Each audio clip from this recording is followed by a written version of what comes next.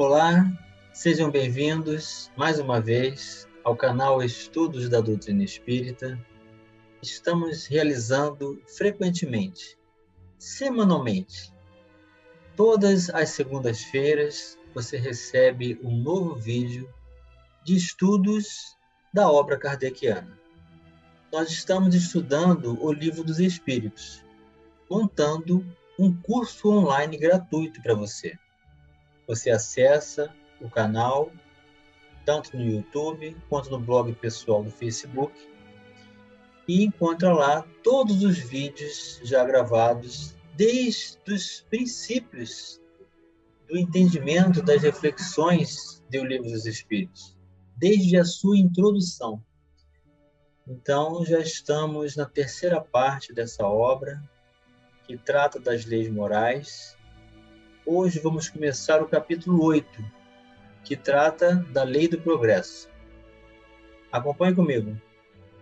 Nesse capítulo 8, nós vamos estudar a lei do progresso, que tem por tópicos estado de natureza, marcha do progresso, povos degenerados, civilização, progresso da legislação humana, influência do espiritismo no progresso.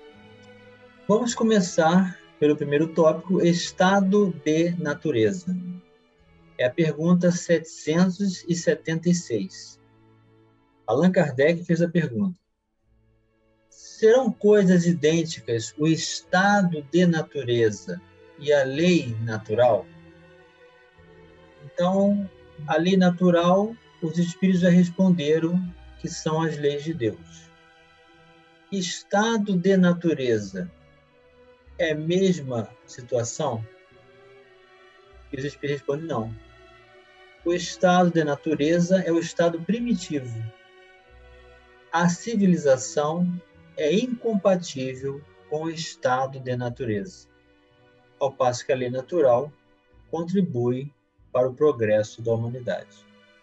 Então, dentro das leis naturais, nós vamos encontrar os recursos favoráveis de união do espírito com o corpo, de adaptação da inteligência com os recursos de administração do corpo, da proteção, da alimentação, da subsistência de um modo geral, nas comunicações, nos transportes, desenvolvimento das produções, tornando assim compatível a vida. Então, esse estado de natureza ainda é um estado primitivo, onde a estrutura da organização social ainda não foi estabelecida.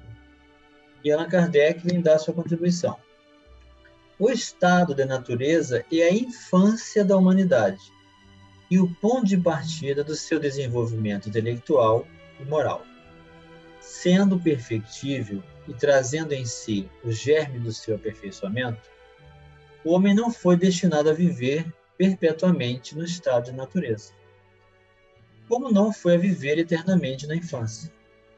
Aquele estado é transitório para o homem. Dele sai por virtude do progresso e da civilização. A lei natural, ao contrário, rege a humanidade inteira, e o homem se melhora à medida que melhor a compreende e pratica. Questão 777. Tendo o homem no estado de natureza menos necessidades, isento se acha das tribulações que para si mesmo cria, quando num estado de maior adiantamento. Diante disso, o que se deve pensar da opinião dos que consideram aquele estado como da mais perfeita felicidade na Terra? Então, existem essas frentes ideológicas que julgam que, dentro das condições diretas das intempéries da natureza, sem os recursos de desenvolvimento da sociedade, ali há perfeita felicidade. O que pensar disso? Os espíritos respondem: o que queres? É a felicidade do bruto. Então veja que essa perspectiva de felicidade, ela depende da intimidade de cada um e do que se associa aos próprios interesses. chamamos de felicidade aquilo que buscamos pelo uso da vontade e interesse para a realização. Há pessoas que não compreendem outras. É ser feliz à maneira dos animais. As crianças também são mais felizes do que os homens felizes. Então, enquanto não há responsabilidade, enquanto não há o peso do dever a ser cumprido, da disciplina, do comparecimento ao emprego no horário certo, pegarmos o transporte, de assistirmos na função de pais, mães, filhos, de irmãos, estabelecendo o concurso da convivência, então a criança se diz mais feliz. Mas nós também podemos nos ocupar com o bem e nos sentirmos nesse bem-estar de ocupação de consciência tranquila. Pergunta 778. Pode o homem retrogradar para o estado de natureza? Ou seja, depois que o homem atingiu o equilíbrio da consolidação do progresso da sociedade e da civilização, ele pode voltar ao estado primitivo? Não. O homem tem que progredir incessantemente. E não pode volver ao estado de infância. Desde que progride, é porque Deus assim o quer. Pensar que possa retrogradar a sua primitiva condição fora negar a lei do progresso. Então, os Espíritos estão sempre nos dando esse enfoque, informando que não vamos retrogradar. Uma vez adquirido a experiência, essa experiência é patrimônio e ninguém tira de nós. Próximo tópico é marcha do progresso. É a questão 779. A força para progredir áurea o homem em si mesmo, ou o progresso é apenas fruto de um ensinamento? Ou seja, para progredir, nós tiramos de nós mesmos esses recursos, ou esse é o resultado de um ensinamento adquirido e ele acontece a partir desse conhecimento? O homem se desenvolve por si mesmo, naturalmente, mas nem todos progridem simultaneamente e do mesmo modo. Dá-se então que os mais adiantados auxiliem o progresso dos outros, por meio do contato social. Então, é muito importante o contato social por isso, porque tem espíritos encarnados que desenvolvem mais as suas habilidades, amadurecem mais rápido moralmente. É como se fosse numa escola, e nós temos diversos níveis e graus. Passa de ano aquele que é aprovado nas provas. No ano seguinte está mais adiantado. E já sabe e pode ajudar aquele que está no ano anterior. Então, assim também é a Terra como escola. Existem espíritos mais adiantados e existem espíritos menos adiantados. A convivência ajuda-nos a estabelecer que a nossa experiência ela é limitada ao que buscamos e vivenciamos. Não significa que o que vivemos é obrigatoriamente vida para todos os outros. Então, temos que conhecer a vida dos outros, a perspectiva de pensamento de outras pessoas, para reconsiderar as nossas. E estabelecer o discernimento entre o bem e o mal. Questão 780. O progresso moral acompanha sempre o progresso intelectual?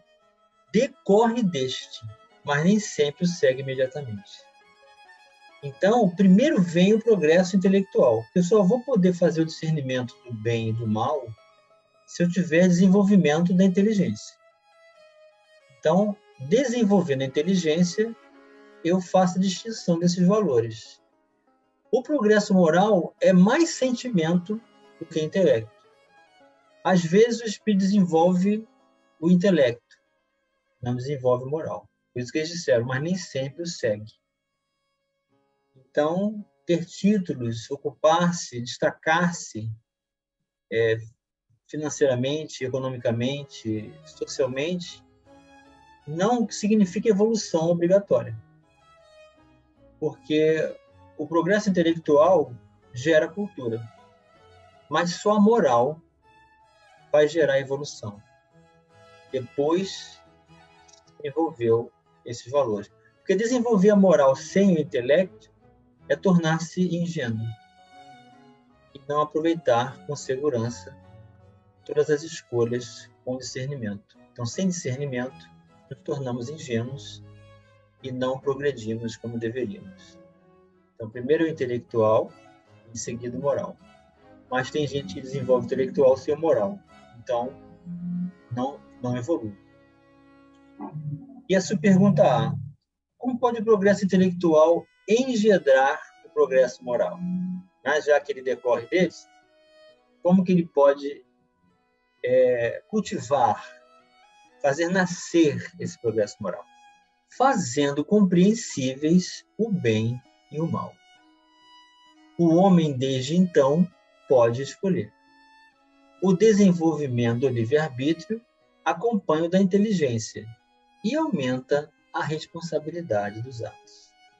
Então, muita gente compara esses recursos como se fossem asas de um pássaro. Um pássaro só pode voar se bater as duas asas.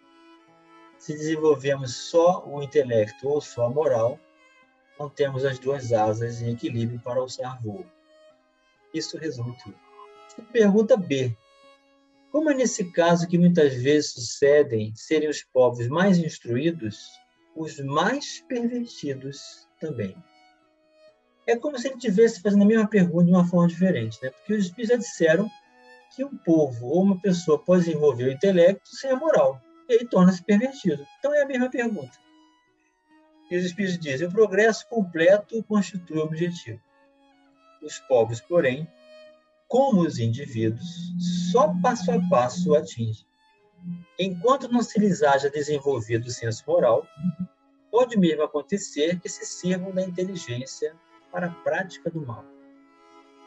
O moral e a inteligência são duas forças que só com o tempo chegam a equilibrar-se. E essas questões que ele coloca aqui, 365, 751, é uma sugestão para fazermos uma comparação no estudo, porque existe algo relacionado aí. 781. Tem o homem o poder de paralisar a marcha do progresso? Não, mas tem às vezes de embaraçá-lo. Então, o progresso nunca deixa de acontecer. Mesmo nos erros, nós temos experiências nos erros que nos dão condições basilares para sabermos suas consequências e então passar a escolher com qualidade. É progresso também, mas embaraçado. Sua pergunta A: que se deve pensar dos que tentam deter a marcha do progresso e fazer que a humanidade retrograde? Pobres seres que Deus castigará. Aqui nós temos ainda essa palavra apropriada dentro da tradução e que cabia mais para a época. Mas nós sabemos que Deus não castiga. Deus oferece recursos de reabilitação e retificação, que o objetivo da reencarnação é o progresso.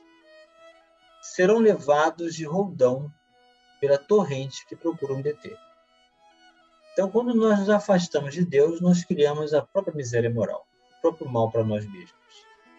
Então, causamos a própria penúria, as próprias dores, as próprias enfermidades, fugindo da conexão com o Pai Celestial. Kardec me dá sua contribuição. Sendo o progresso uma condição da natureza humana, não está no poder do homem opor-se. É uma força viva, cuja ação pode ser retardada, porém não anulada, por leis humanas más. Quando estas se tornam incompatíveis com ele, despedaça-as juntamente com os que se esforcem por mantê-las. Assim será até que o homem tenha posto suas leis em concordância com a justiça divina, que quer que todos participem do bem e não a vigência de leis feitas pelo forte em detrimento do fraco. 782. Não há homens que de boa fé obstam ao progresso, acreditando favorecê-lo, porque do ponto de vista em que se colocam, veem onde ele não existe? Assemelham-se a pequeninas pedras que, colocadas debaixo da roda de uma grande viatura, não impede de avançar. Então aqui está apresentado o poder de Deus e todo o controle que acontece até o limite dentro da lei de causa e efeito, sempre com misericórdia. 783. Segue sempre marcha progressiva e lenta o aperfeiçoamento da humanidade? Há o progresso regular e lento, que resulta da força das coisas. Quando, porém, um povo não progride tão depressa quanto devera, Deus o sujeita de tempos em tempos a um abalo físico ou moral que o transforma. É aquele grande empurrão de acordar aqueles que estão parados pelo meio do caminho. Kardec contribui. O homem não pode conservar-se indefinidamente na ignorância, porque tende a atingir a finalidade que a providência lhe assinou. Ele se instrui pela força das coisas. As revoluções morais, com as revoluções sociais, se infiltram nas ideias pouco a pouco, germinam durante séculos, depois irrompem subitamente e produzem um desmoronamento do carunchoso edifício do passado, que deixou de estar em harmonia com as necessidades novas e com as novas inspirações. Então, aquelas construções ficaram tão antigas, né? Ou são tombadas ou são reformadas, porque já estão fora do padrão. Nessas comoções, o homem quase nunca percebe senão a desordem e a confusão momentâneas que o ferem nos seus interesses materiais. Aquele, porém, que eleva o pensamento acima da sua própria personalidade, admira os desígnios da providência, que do mal vai sair o bem. São a procela, a tempestade que saneia a atmosfera, depois que a ter agitado violentamente. Então, até mesmo numa tempestade, nós temos depois a bonança e a calmaria, e a regularidade da purificação do ar, eliminando seus miasmas. É a comparação que ele faz. Pergunta 784. Bastante grande é a perversidade do homem. Não parece que, pelo menos do ponto de vista moral, ele, em vez de avançar, caminha aos recuos? Enganas-te. Observa bem o conjunto e verás que o homem se adianta, pois que melhor compreende o que é mal. Vai dia a dia reprimindo os abusos. Faz-se mister que o mal chegue ao excesso para tornar compreensível a necessidade do bem e das reformas. No nosso nível espiritual, nós precisamos da noite para valorizar o dia, da enfermidade para valorizar a saúde, da prisão para valorizar a liberdade. Então, esses abusos vão ser reprimidos porque eles fazem mal para todos nós. E todos nós vamos trabalhar em conjunto para superarmos essas condições. Pergunta 785. Qual o maior obstáculo ao progresso? O orgulho e o egoísmo. Os espíritos não se cansam de dizer isso. Refiro-me ao progresso moral, porquanto o intelectual se efetua sempre. À primeira vista, parece mesmo que o progresso intelectual reduplica a atividade daqueles vícios, desenvolvendo a ambição e o gosto das riquezas, que, a seu turno, incitam o homem a empreender pesquisas que lhe esclarecem o espírito. Assim é que tudo se prende no mundo moral, como no conjunto físico, e que do próprio mal pode nascer o bem. Curta, porém, a duração desse estado de coisas, que mudará a proporção se o homem compreender melhor que, além da que o gozo dos bens terrenos proporciona, uma felicidade existe maior, infinitamente mais duradoura, que é a consciência tranquila, é o cumprimento do dever ao nosso alcance, a satisfação de servir e de aprender a amar. E Kardec dá sua contribuição. Há duas espécies de progresso, que uma a outra se prestam mútuo apoio, mas que, no entanto, não marcham lado a lado. O progresso intelectual e o progresso moral. Entre os povos civilizados, o primeiro tem recebido, no correr deste século, todos os incentivos. Por isso mesmo atingiu um grau a que ainda não chegara antes da época atual. Muito falta para que o segundo se ache no mesmo nível. Entretanto, comparando-se os costumes sociais de hoje com os de alguns séculos atrás, só um cego negaria o progresso realizado. Ora, sendo assim, por que haveria essa marcha ascendente de parar, com relação de preferência ao moral, do que com relação ao intelectual? Por que será impossível que entre o século XIX e o 24º século haja, a esse respeito, tanta diferença, quanto entre o 14º século e o século XIX. Duvidar fora pretender que a humanidade está no apogeu da perfeição, que seria absurdo, ou que ela não é perfectível moralmente, o que a experiência desmente.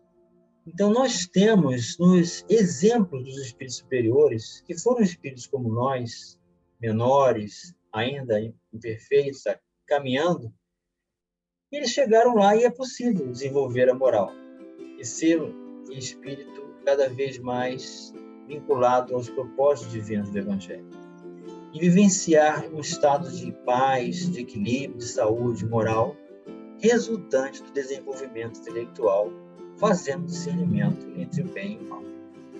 Então, o progresso é ininterrupto, a lei de Deus prevalece sobre a humana, e a felicidade está na proporção de assimilarmos a justiça divina em nossas vidas mais íntimas. Um grande abraço e até o próximo vídeo.